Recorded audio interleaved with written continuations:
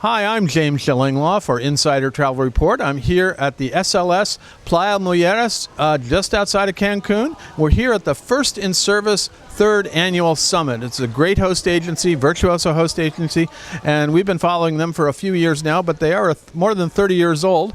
But they've been coming on strong of late and doing a lot of great things. And we're here with Fernando Gonzalez and Gina Gabbard.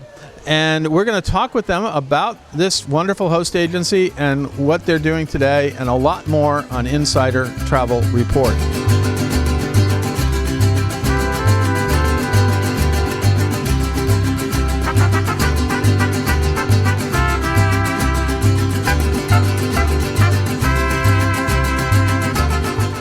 First of all, I want to thank you for inviting me. It's been a great, I remember it back in Virgin 2 years ago. It was a great thing. You had me on a panel, and that was fun. But now here I am with your team, and we have over 100 travel advisors here, plus suppliers, plus everything else. Let's talk. Gina, first of all, you got up there at the beginning and talked about what this conference is. So how many travel advisors? I said about 100. Is that right? Yes, that's correct. We have 100 of our advisors that have come from all of our offices. So we've got offices in 6 countries on 3 continents, and they're all represented here this week. And the theme here was the blueprint. Basically, you were calling the builders and the architects, right? The architects were the travel advisors, and the builders are all the wonderful suppliers that support them. So you also have, how many preferred suppliers were you? It was about 150, so it's evenly split between our people and our partners. Now, Fernando, this is your 3rd annual summit. Is this going to be an annual event from now on? Absolutely. And you get a lot out of it. A lot of people. We're talking about community and all that, but it feels like people are coming together here.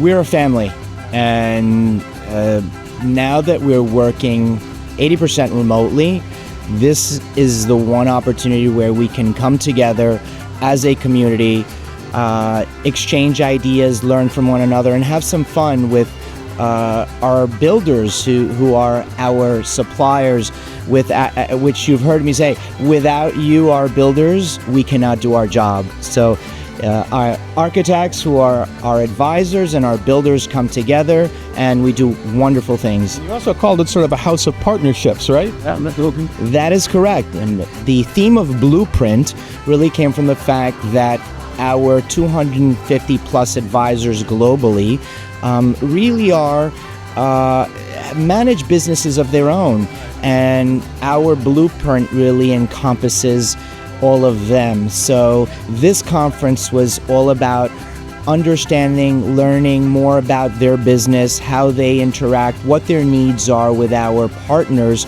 so that we can build around them.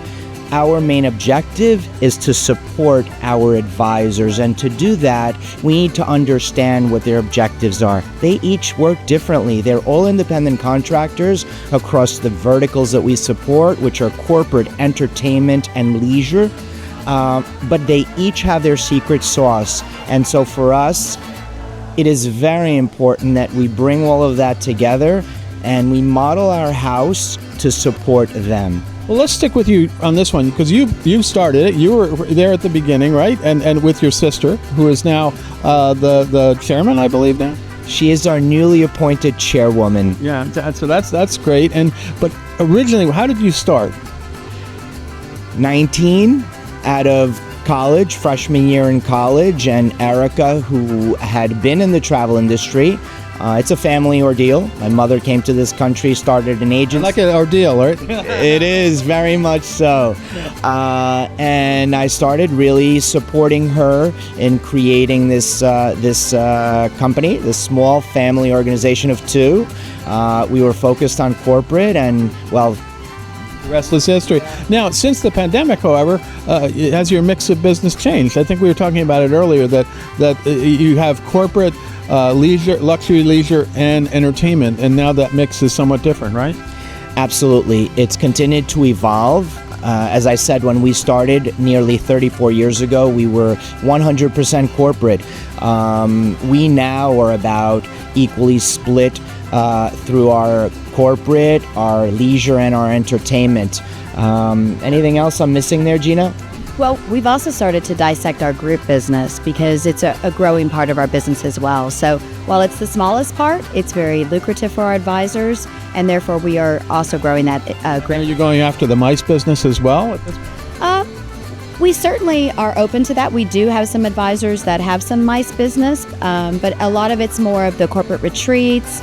Of course, we have fashion accounts, so they do a lot of pop-up events, and where they're really focused on bringing their customers to an experience. Now, I wanted to stick with you, Gina, about where are your new advisors coming from, and what are their backgrounds and experience? So, as we had mentioned last year, we've opened up an office in Mexico City, and that office is open. So, we're very excited, about our growth in Mexico specifically, where those advisors are leisure. But when we look at even coming into new to the industry, they're coming from other industries. Some of them, may be professionals from other industries like attorneys. Even some are coming from the travel industry, but other parts of the industry, but they have a very good network, good connections, where they can build a good foundation for their business. Oh, that's great, and because we're finding nowadays now being a travel advisor is a popular profession. All of a sudden, you and I grew up in where it wasn't, and it was going to be nowhere around, and now here we are. First time in my life I can say being a travel advisor is a popular profession. Absolutely. Well, travel is no longer, I would say, even optional. I think it's growing exponentially, especially in the premium space where our focus is. So it's sexy, it's exciting, it's challenging, and it's the best business to be in the world. And once you'll never leave. Yeah, that's it. Yeah. Now talk a little bit about the culture at First in Service and how that's developed and really is become so important to the company. Well, that's an interesting and wonderful question, because in our first summit, as I mentioned yesterday, there was no theme. It was getting us together after being apart for 3 years. Summit number 2, the theme was Rebuilding 2.0, and really that brought us to evaluate and really talk about our culture. What we realized is that foundation, that culture, those pillars have never changed. So that is why this year we introduced the theme of Blueprint, because it is a remodel. We have a very strong foundation that we need to just remodel. And what we mean by remodel is update, work differently, work more strategically with our partners, add some technology, to supplement that strong foundation. And that strong foundation is our culture. It is that family component. It is the, as we call it, fanatical service. And that has not changed. It's not that, and you can't let it change either. That's it. Now, Gina, beyond this event, what else are you doing to educate and train your advisors? Well, we were very excited to announce several initiatives to both our architects and our builders over the course of the last couple of days. So we're going to be hosting what we're calling One Discovery Retreats, and this is what we're calling our FAM program. And it's not just traditional FAM trips as we know it in the industry. They're going to have other components that are going to bring together the advisors along with our partners to have engaging conversations, to really dig deep into subjects that matter. In addition, we are launching a series of master classes. So whether that is topics that are of interest to our advisors to help them build their business, be better business owners, because as independent contractors, they are business owners, and we want to make sure that we're supporting them.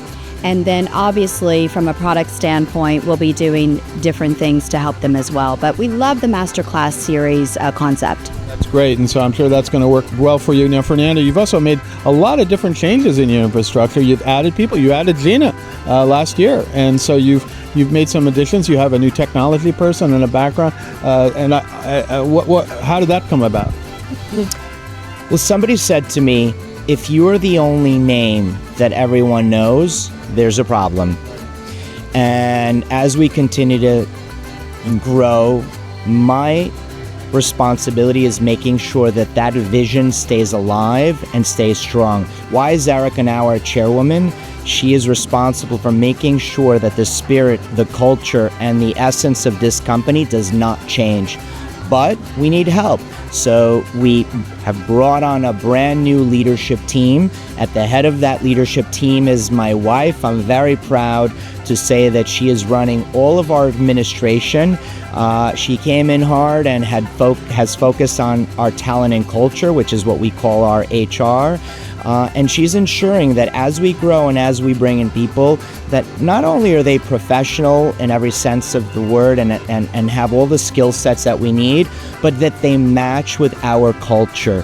So very, very happy to have a Wilda leading us in the administrative area of our business. We have a brand new COO, Bobby Blair, who is changing the pipes and the electric wiring. And to be more specific, we've revamped all of our mid-office technology. We're looking at multiple GDSs, and without going deeper, he is really focused on making sure we have all the latest. And finally, rounding out my right hand, leading and working closely with me from a commercial perspective, is our dear Gina. Absolutely. No. So you got a whole new team and you've expanded. That's great to hear. Now, what about Gina? I'll ask this to you because you were the one who was up there telling us everybody. How did First in Service do last year?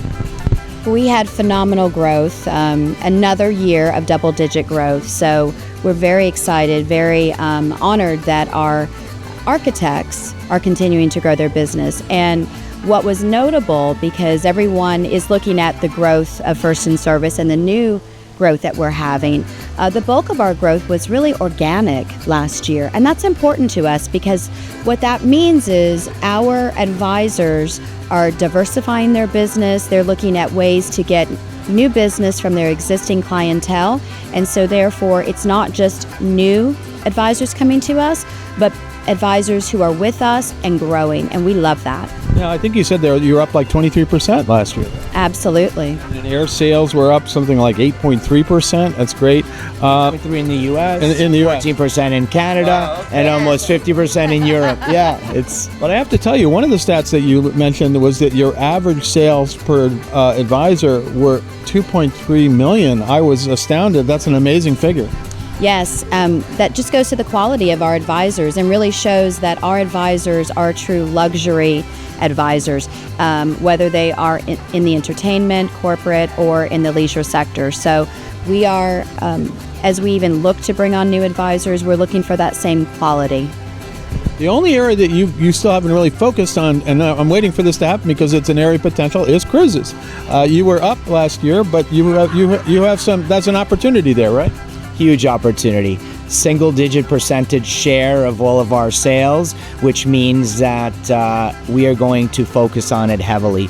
And from a strategy perspective, you asked earlier how we've grown or how much leisure we've grown, and part of that growth from the entertainment and leisure perspective, again, strategically, is because we've found more lucrative opportunities in that leisure space. And certainly, I don't have to tell you that is very true, holds true to cruising as well.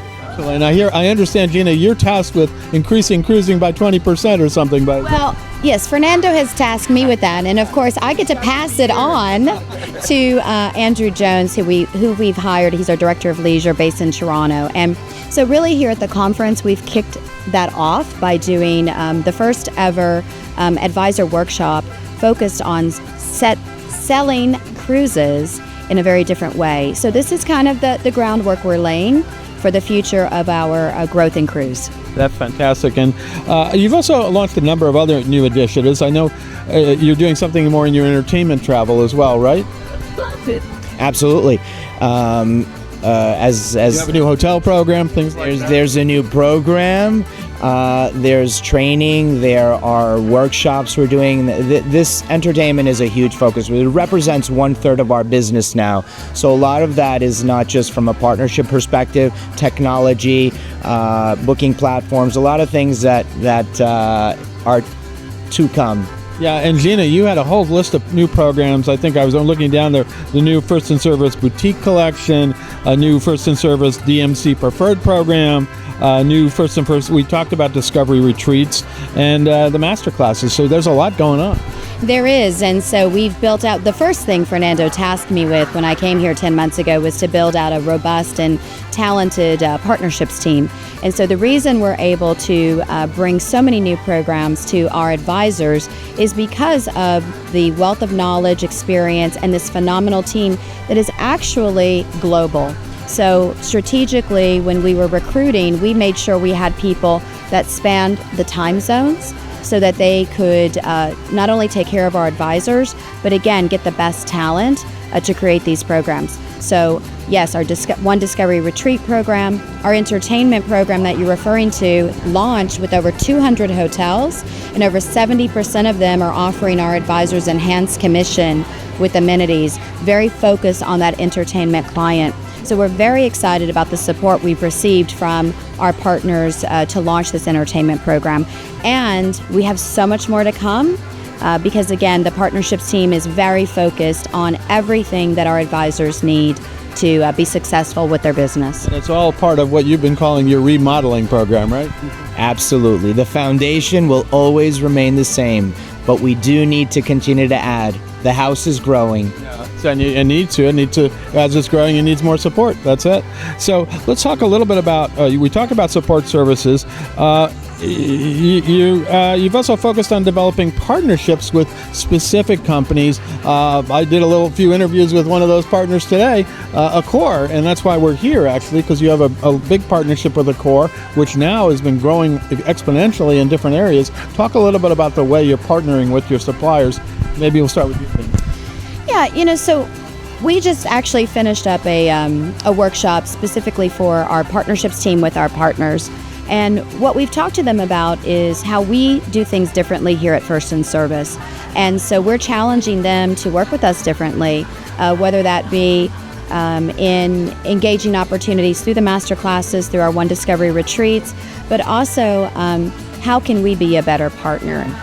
Utilizing our charitable organization to bring together our advisors and our partners for meaningful engagement. Again, all to grow the business. So we feel the philosophy is more of a win-win-win to partnership. It's not just a two-way street. It's about how we look at it from our perspective, their perspective, and also the client's perspective so that we can continue to grow the business. And when we look at someone like Accor, they're an incredible partner to First and Service. They've been very loyal to us, and so we are, of course, very loyal back to them, and looking at ways on how we can grow that partnership even more meaningful together. Fantastic. And then, of course, Accor has all different, from lots of hotels, obviously, in all different sectors, especially the lifestyle and luxury hospitality. They have trains. They have, as we learned, cruises to come, and restaurants, too. As I learned, I've already been invited by our friend Pascal to go to a great new restaurant outside of Paris. Oh, wonderful. Take him up on it. So that's all great. Now, Are you looking to grow the number of advisors, or are you kind of happy, doing it bit by bit and growing incrementally? There's no secret sauce to that, as I keep mentioning. It is the right advisor, and I meet with every single advisor. Obviously, the business that they bring from a volume perspective, from a supplier perspective, is very important. But again, the foundation of this organization is its culture. Our focus is its people. And I look to bring in advisors that really will help us, will complement and really add to our community. So there's no number. It's really quality over quantity. And people who can sell and actually sell your preferred suppliers. And of course, you're a Virtuoso member now, I think 10 years you mentioned. That's great. Today we were awarded our 10-year anniversary. I'm very proud. Thank you, Matt. You got a little sculpture, a statue for that. Very nice. And you're taking it home. I will be putting it in my office. We could not do what we do without our builder partners, but that holds true for Virtuoso as well. Our leisure business in the past 10 years has become from 4% to 33%. What more can I say? Absolutely. Is there anything else? We go out to about 126,000 travel advisors now with Insider Travel Report. Is there anything else you want to say to them about First in Service? I'll start with you. Well, I would say that First in Service is first and foremost, we're a family. And we are a very special organization because of that family component, because of the culture that we have built at First in Service. And something that I think is very important, and one of the reasons that I came here, is that First in Service is fiercely independent. We have an owner here that is still active in the business. As you heard, he meets with every one of our advisors, and that is very special in the travel industry today. So that, for me, Fernando Gonzalez, he is First in Service's secret sauce. Absolutely. And Fernando, anything else you'd like to say out to all our advisors? Well, I see our relationship, number one, as a partnership. And number two, I'm here to support you with all of our resources, all of our people, and work together as a community to grow together. That to me is a partnership. So, and where can our advisors go to learn more about First in Service, your URL, things like that?